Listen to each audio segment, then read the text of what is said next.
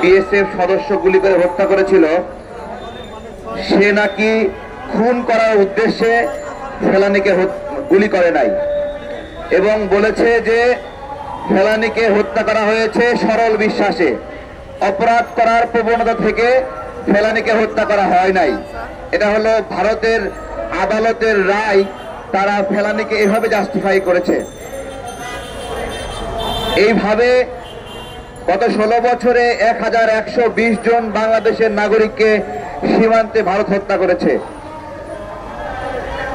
এবং গত 2 বছরে 100-র উপরে মানুষ হত্যা করেছে। আমরা এই হত্যাকাণ্ডের কারণে একটা প্রশ্ন করি, বাংলাদেশ এবং ভারতের কোন যুদ্ধ চলছে? কোন যুদ্ধ আছে? দেখেন, যুদ্ধ ছাড়াই নীরবে নীরবে আমাদের দেশের নাগরিকদেরকে হত্যা করছে।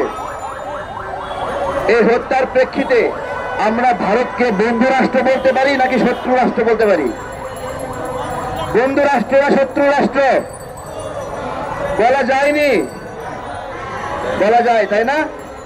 কিন্তু আমরা রাজনৈতিক কর্মীরা ইনায় বিনায়ে বিভিন্ন ভাবে ভারতকে বন্ধু রাষ্ট্র বলি, ভারতের সঙ্গে বন্ধুত্ব করতে চাই, ভারত বন্ধু রাষ্ট্র, এভাবে অনেক ভাবে বলি। আমি বলি, আপনাদের উপর আল্লাহর লানত বর্ষিত হোক।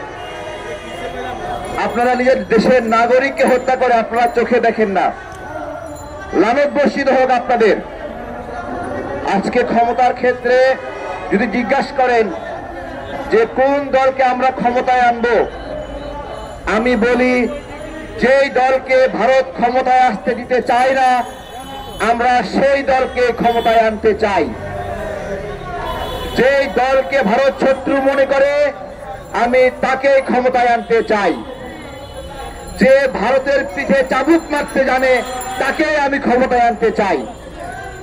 আর কোন নতজানু পলিসি আমরা চাই না। আমরা স্বাধীনভাবে বাঁচতে চাই। আমরা চাই আমাদের প্রবাসী ভাইদের কষ্ট করে আনা রেমিটেন্স ভারতের কাছে চলে না যাক।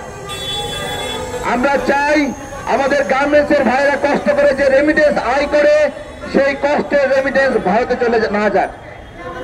আপনাদের কাছে ছোট্ট একটা পরিসংখ্যান দেই, ভারত বাংলাদেশে বিভিন্ন পণ্য রপ্তানি করে এবং এখান বাইরের লোকেরা কাজ করে $12 বিলিয়ন এখান থেকে আয় করত।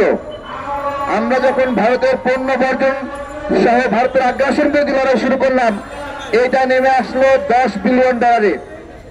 এটা যখন আরো জোরদার হলো, যখন রিজভি ভাইরা চাদর পড়ল, বিএনপি সহযোগীরা আগায় আসলো এবং অন্যান্য ডানপন্থী সংগঠনগুলো আগায় আসলো, তখন এটা নেমে আসলো $5.99 বিলিয়ন। অর্থাৎ